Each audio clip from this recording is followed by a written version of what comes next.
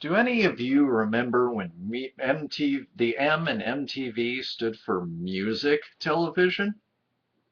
Yeah, I didn't think most of you did. But for those of you who do you remember a little video by Prodigy that got them in a crap ton of trouble because the twist was the song was called Smack My Bitch Up, which, of course, women's groups across the country took umbrage with because this seemed as though it was a pro domestic abuse song. No, excuse me, domestic abuse anthem. And when the video came out and showed for the longest time somebody who you could not see their face, their identity, or anything about them, doing things like drinking, doing drugs, fighting, beating another woman, having promiscuous, unabandoned sex with another woman.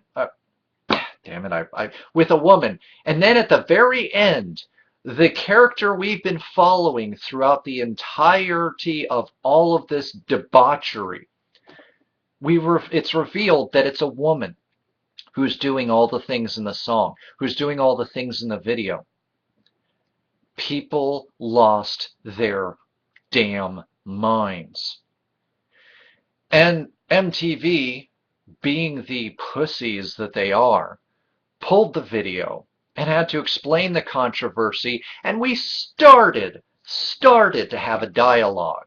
The dialogue basically ended when women decided that the woman in the video was a female chauvinist, that female chauvinists are rare, and that this meant nothing. That no, women are not capable of physical abuse, getting drunk, getting high, doing dangerous things, or hurting other people because women just don't assault. Yeah, you can Google cat, or you can YouTube cat fight, and I think you could see that women do indeed assault. I am also a victim of female on male domestic violence because I was taught and I was told that men do not hit women no matter what is going on, period. And so I was told by society, I was expected to take it because I'm a man and I am stronger and I'm capable of more damage.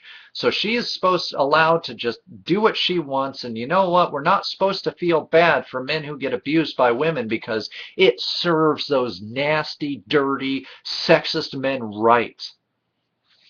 And the conversation came and went in the blink of an eye. Here we had a perfect example. We had literally, Prodigy was holding a mirror up to womankind and saying, see, you used to have that song, everything you can do, I can do better. I can do everything better than you. And yet when a video comes along that explores the times at which a woman can be just as bad as a man, you wanted nothing to do with it. You wanted the video banned and gone.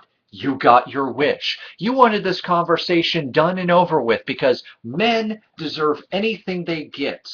And women who are promiscuous, well, they deserve anything they get because they're whores and they're sluts. And if they get smacked around, even by another woman lover, why should I feel sorry for them? Oh, and not to mention the fact that they're a lesbian, so, that's against God, so I can't feel sorry for somebody who's actively turned their back on God by having an unnatural sexuality with another woman who also happens to be possessive and happen to beat them. I even know of somebody right now who's just getting out of a lesbian relationship where one of the women was possessive, controlling, and abusive and destroyed her life just as bad as any man doing the same thing would have done. And the fact that they're lesbians, if we want to go there, meant nothing about the dynamics of the entirety of the relationship, which is something I've come to know in some years back. That gays and lesbians and trans and bi people all have possessive, abusive exes just like us normies, us heterosexualities.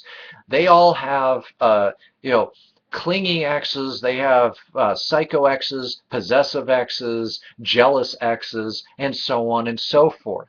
Their relationships, barring the equipment, is no different than ours. But yet, no, we want to ignore that. We want to put all these misnomers, to put all of this into a box, and then we want to close the lid on that box, and we want to put it in our attic and never speak of it again.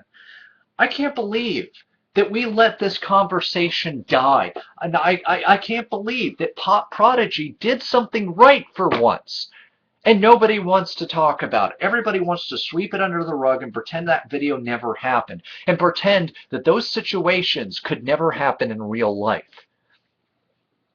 I mean, granted, the one night bender kind of idea is a little far-fetched as presented in the Prodigy video. I'll give you that. But you know, that's the funny thing about it, is it's goalpost moving, and we let it happen. Women know about porn stars who get into the business because they like to be sex workers. They like to be in the business.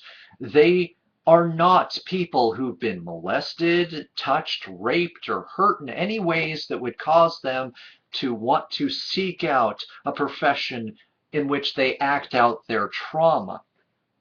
Women's groups have a hard time wrapping their mind around that. They will go as far as to say, well, this woman, she seems like she's together, but she's in denial. I know she must have been abused somewhere. Because no, these women don't exist. These women can't exist, because it would mean that there is very little difference between men and women. That men and women aren't that far apart from each other. That anything you can do, I can do better. I can do anything better than you. But no, we want to even pretend that that song doesn't pertain to all these other things, that there aren't women who can outdo men in things like, you know, murder, in things like murder plots. Remember the woman who tried to kill her husband via cunnilingus, of all things? Forgetting that, oh crap, my vagina is rather porous and I'm absorbing more poison than would be on the surface of my vagina, and I'm going to die. Sucks to be me. You know, or we label them, oh, they're female chauvinists. They're not with us. They have an abnormal psychology, so that we as women can still be pure as the driven snow, that we are free to make the contradictions that we make. Contradictions such as that we are strong, fierce, and independent women who need men for nothing. Except we're weak and we need protection, and we need to get, in some cases, exceptionalism laws passed in areas that we want them in, rather than actually wanting equality and wanting to improve or level the playing field. With these people, that's not in their vocabulary. This has never been about equality. It's been about a reason to demonize men as a whole and say that we can't be good caregivers, that we deserve to be, that we deserve, or that we've earned the right to be domestically abused, because, you know, we're all sexist, possessive, jealous, abusive a-holes, right?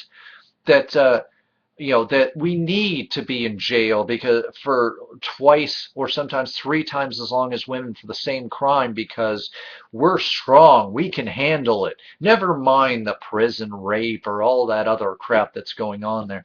And I could go on and on and on, but it's basically it's moving the goalpost. It's trying to say that no, this is a non-issue. We're not going to discuss this issue because there's nothing to discuss. Any women who do stuff like this, and we're not saying they do, but if they should, they're female chauvinists, and therefore we need to demonize them because they're awful. It's not that they are freer. It's not that they can express themselves in better ways and aren't as bound by societal expectations or gender roles as the rest of you. No, if they don't fit into your box and if they don't automatically hate men, then they are not a part of your club and are therefore, what is the word you tend to try to use? Oh, yes, gender traitors, a traitor to the cause, your cause. If they're not against porn, then they're for rape. If they're not against, if they're not willing to, if they're not for abortion, then they're anti-women. And on, if they're not for, banning abortion, then they're anti-woman. And then on and on and on with all of the inane ramblings of people who really are just reactionary people who don't have the slightest idea of what they are talking about. Maybe they have a degree in gender studies at the very best and think that their overconfidence in their information as well as their knee-jerk reaction is all they need to get them by in life. That when their credentials no longer hold them up, when the fact that they don't have any corroborating evidence holding them up means little. Because what did I say in one of these videos? Yes, why let logic, reason, and facts pepper or destroy our ideals now? I mean, we're doing so good at this, right? Right? But yeah, I'll try to find that video, link it down in the underbar, because honestly, why didn't we have more of a discussion? Why did we let this topic die down? Why are we acting as if there's no discussion to be had here?